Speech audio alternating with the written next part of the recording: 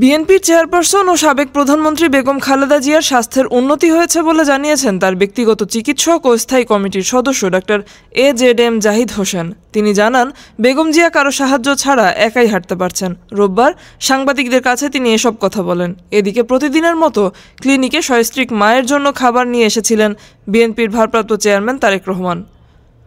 Doctor Zahid আরও জানান, চিকিৎসক প্যাট্রিক কেনেডি খালেদা জিয়াকে পর্যবেক্ষণ করেছেন, তাকে ফিজিওথেরাপি দেওয়া হচ্ছে। ওদিকে দলের চেয়ারপারসনের উপদেষ্টা ডক্টর এনামুল হক জানান, লন্ডনের ডাক্তাররা বলেছেন দেশে খালেদা জিয়ার চিকিৎসা আন্তর্জাতিক মানের হয়েছে। তিনি বর্তমানে কারো সাহায্য ছাড়াই হাঁটতে পারছেন। তিনি দেশবাসীর খবর নিয়ে দিক নির্দেশনাও দিয়েছেন।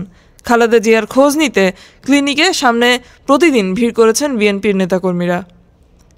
ডেস্ক রিপোর্ট, আজ বার্তা, ঢাকা।